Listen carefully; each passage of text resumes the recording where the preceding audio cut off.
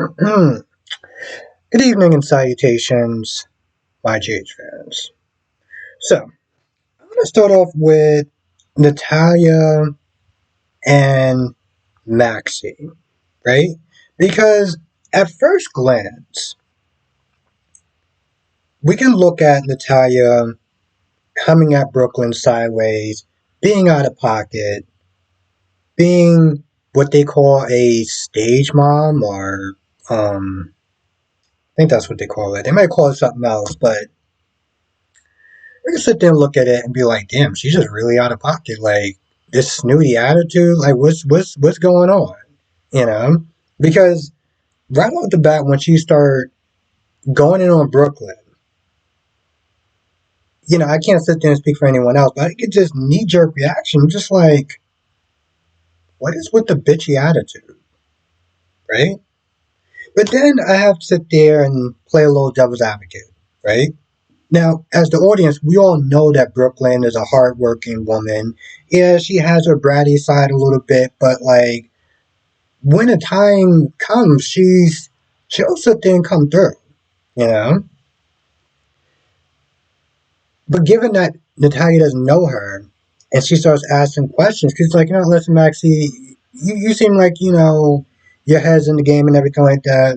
Some of your team though, you got Lucy that's just scatterbrain. You got Scotty that just, well, he's just Scotty. And then you got Brooklyn, right? Where she just seemed like she's all over the place. Hell, at one point she called her a Nepo baby, right? Because she doesn't know her, So when she said, well, at one point she was meant to sing it, and she got bored with that, and she decided to, be a music manager, and it's like, no, that's not what happened. She didn't get bored of singing, you know.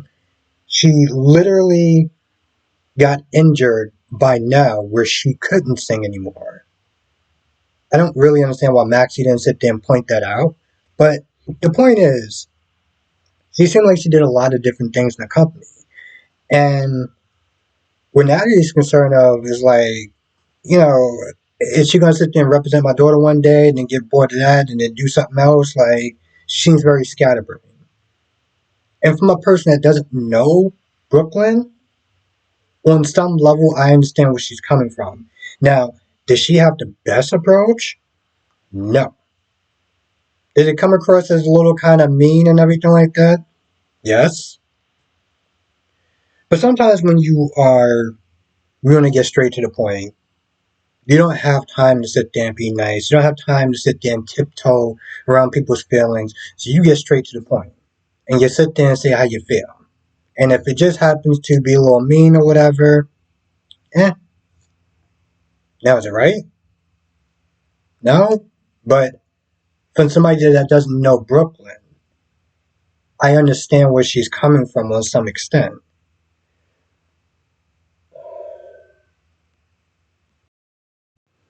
So yeah.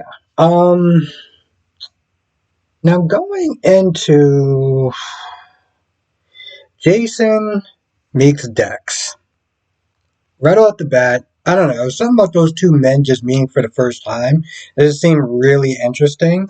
The point is, Jason's like, yo, listen, I'm here to sit there and help you out. I'm doing this for Josh.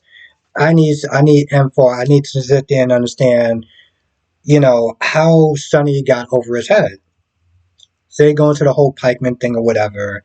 And one of the things that Dex says, and Anna finds out later on, is that he actually has pictures of when Valentine met Hughes. I think that's his name, or whatever his name is, Roman something. The same day that the Metro Court shooting happened, when people didn't know was it Anna, was it Sunday the target, was the same day that they met up. Like hell, he actually took pictures of that. And just more about just kind of catching him up on like how Sunday ended up to a point where it's like he just kind of got over his head. While that's going on, Anna meets up with Valentine, or maybe they just run into each other. And long story short, Valentine's like, hey, listen, I missed you. Maybe we should sit there and hang out and just kind of, just really catch up. And it's like, I think we kind of both agreed that, because of stuff that wound up happening, we can't, we really shouldn't be Smithy trying to go back into that whole thing. And she says she thinks about it. She'll, I'll think about it or whatever. Talk about Charlotte for a little bit and meets up with Jason and Dex and tells Dex that he got accepted into the academy. And like most of these academies and doctor schools or whatever, I'm pretty sure he'll probably graduate in like maybe 2 weeks, give or take. Maybe a little bit longer, but I doubt it though. Talks to Jason, and of course that's when she finds out that Valentine. And the thing is, she's surprised by it. She's like, there's no way that he could actually been there, that he was more involved. And I'm like, you do realize that that he was setting up meetings for Pikeman. So why is it that much of a stretch for him to be doing more than just setting up meetings? She seems angry and kind of hurt and betrayed, but she's like, you know what? Listen, get even. So she calls Valentine back, and I guess she's gonna sit there and set up, a dinner or whatever with him. Now, okay, the thing is, this portion of this episode is disappointing, right?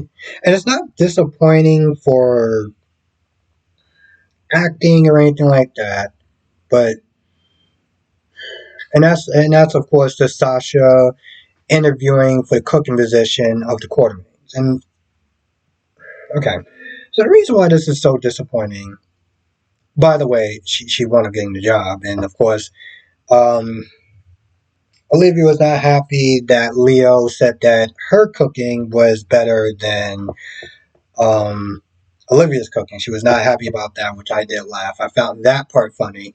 Um, but the reason why this is so off-putting is the position that she's in the first place, because she quit, right?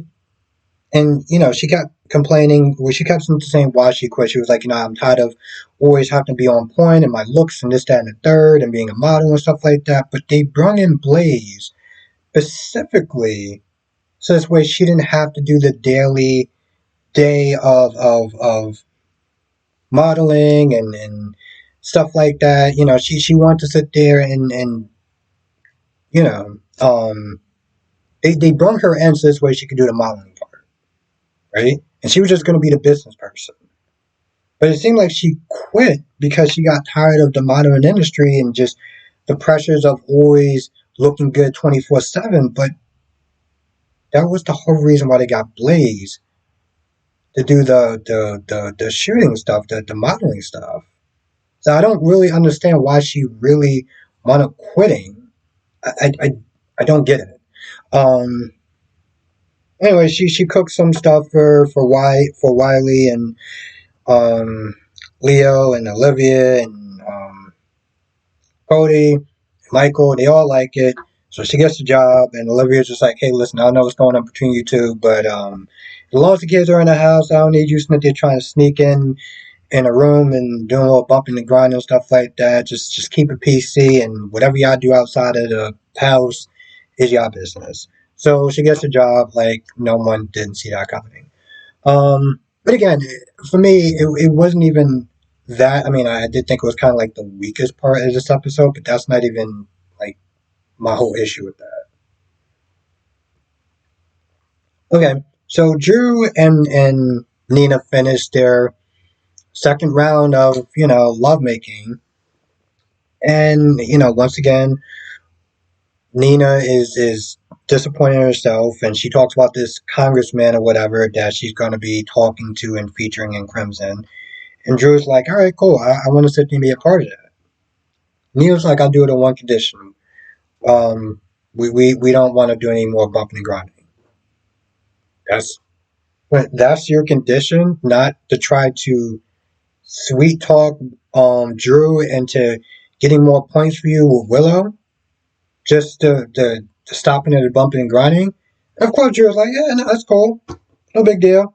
Like Drew, calm down, bro. Okay, because It was one point you actually did literally go down there just to sit there and try to get it on with her. So that's why I sit there and try to act like she's doing you some sort of big favor by rejecting lovemaking with you because you didn't want it. Anyway, they talk about it for a little bit. Willow's still at the door. She comes in, and I'm kind of surprised. So like, she walks in, the door's locked. So when she comes in, she's like, "Oh, the door's locked or whatever," and they make up some excuse like, "Oh well, I think one of us accidentally locked the door." They all look fragile. They look fragile. They look like their clothes, like they just literally put on their clothes.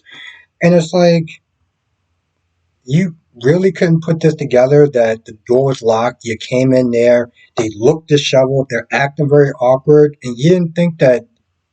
I mean, you don't smell the sex in the air. Like I don't I don't get that. Anyway,